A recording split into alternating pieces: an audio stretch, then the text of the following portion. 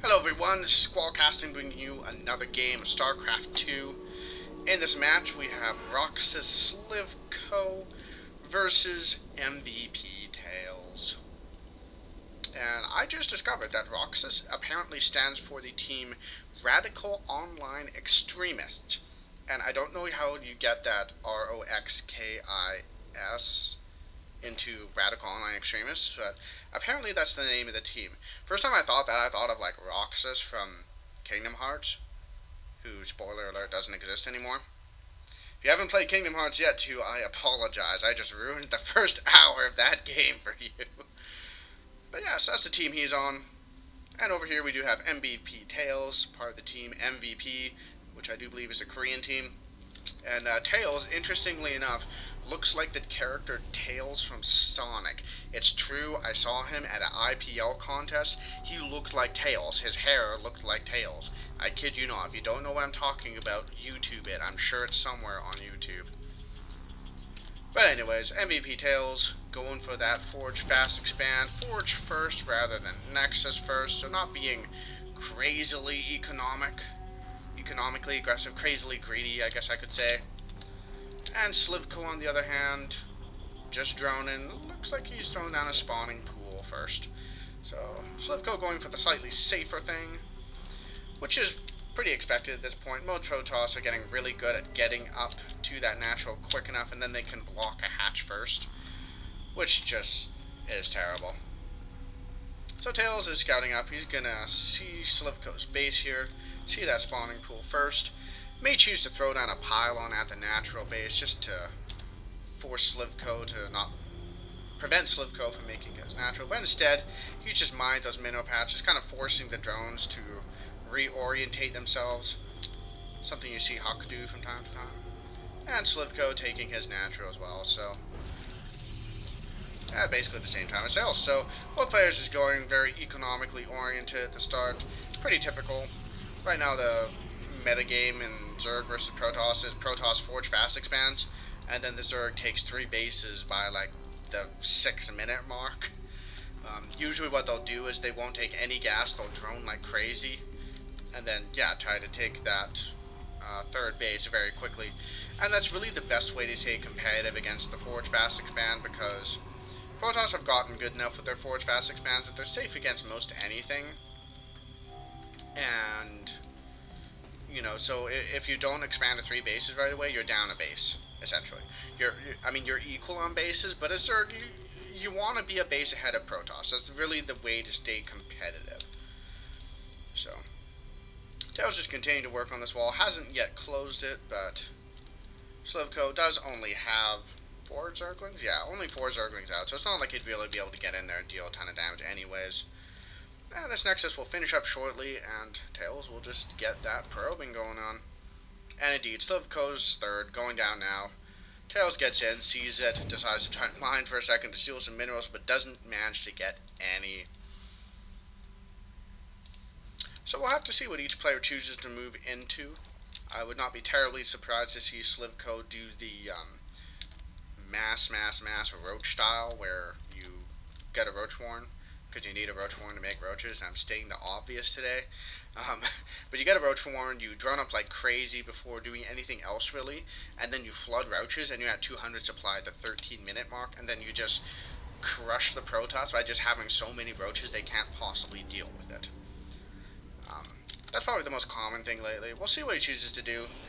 Tails, I would guess, is going to go for some kind of Colossi-oriented build. That's pretty typical, because Colossi are kind of just good in general.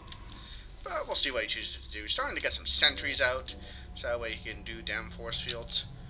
And the thing with sentries is, the sooner you get them out, the more valuable they are. Because when they come out, they only have 50 energy, and they can build all the way up to 200. As you can see, 51 out of 200. So if you can build all the way up there, then you just have a lot of force fields to use. So build sentries sooner than other units, unless you're planning on attacking, I guess. So Slivko is just taking this central watchtower just to keep an eye on things, spreading his overlords out, just to keep a watch out for forward pylons and whatnot. And both players are playing very passive. Tails throwing down several more gateways. This will take him up to 4, I believe. Yeah, this one here is a robo. So 4-gate Robo, pretty darn typical. Probably going to get an Observer out there first, just so we can take a look at what tech there might be. And indeed, Slivko is throwing down the Roach Warren, so... well, again, this does not absolutely mean that he's going for the Mass Roach style. A lot of Zerg will get the Roach Warren just to kind of be safe against early pressure, because Ling only... It can be difficult to deal with a good, strong Zealot Stalker push with only Zerglings. So the Roach Warren just, so you can remain safe, but... We'll see. He is putting down an Evo Chamber, so that tells me that he probably is going for that Mass Roach style, because, the Evo Chamber means you're going to get upgrades for those Roaches, which means you're investing into them and you want to go heavy Roaches. Tails, though, is getting an Immortal out and is getting a Warp Prism, so we could see some fun shenaniganry with that. Might try to drop an Immortal and maybe some Sentries into the main. Maybe drop in around, well, here or something. Sentries Force Field, the ramp. Immortal kills tech structures, Warp Prism warps in more units. So we'll see if that's what he opts for. It does look like he wants to just kind of push out right now, so maybe he'll poke at the front, then move the Warp Prism into the back.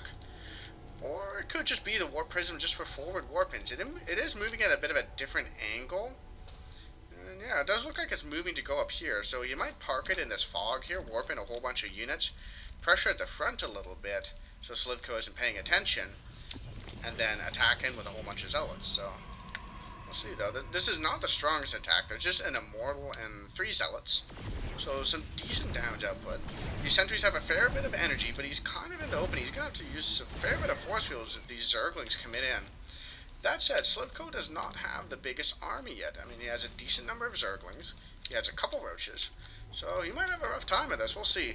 Tails pushing on up front. Warp Prism moving in at the same time. The Queen does see it, though, and is attacking it. So he needs to either run that or warp something in. Lots of fighting going on here. Not a bunch of Force Fields going down. Don't know how much those did. But it does look like Tails is kind of crushing through everything. Loses the Immortal. And yeah, Tails is going to need to fall back. That Immortal was kind of the backbone of his army. He is warping in more stuff so he can begin attacking. And it looks like that, yeah, that Warp Prism did die, so... An unfortunate loss for Tails there. Would have been really nice to have seen him, click away from that fight for half a second just to warp in some Stalkers. And that would have forced Slivko to, split his attention and try to get some Zerglings back to deal with it. And that could have gotten Tails a much better engagement there. But Tails is backing back. He's taking up his... That was really backing back. He is backing up and is now putting down his third. There we go. I can speak English. Really, I promise you. Slivko looks like he might want to go for a bit of a counterattack. He does have a significant resource lead on his opponent, and Tails does not yet have a Robo Bay. Instead, he chose to get a Twilight Council, and he hasn't gotten any upgrades out of it yet. Now, that could just be so he can get the level 2 weapon and attack upgrades. Tails could be in a bit of a rough position. He is swinging this army down, so you'll be able to pincer this. If he can get some good force fields down, not the best force fields. Roaches get in on his entire army, killing Roaches, killing Sentries, killing Stalkers. That Immortal's gonna die, and Tails is definitely in an awkward position now. Needs to cancel all this stuff, or it's just gonna die. Oh, he's not canceling it. Okay, cancels the gateways, so manages to save some minerals. He did cancel his Nexus as well. And now he just needs to fall back very defensively, and Slivko is continuing to flood units forward. And yeah, this has all the hallmarks of the 13-minute Roach Max style.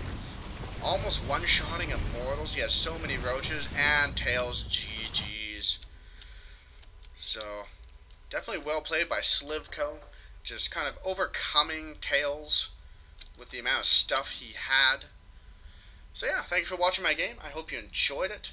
Please do leave comments and feedback, and I will see you guys later.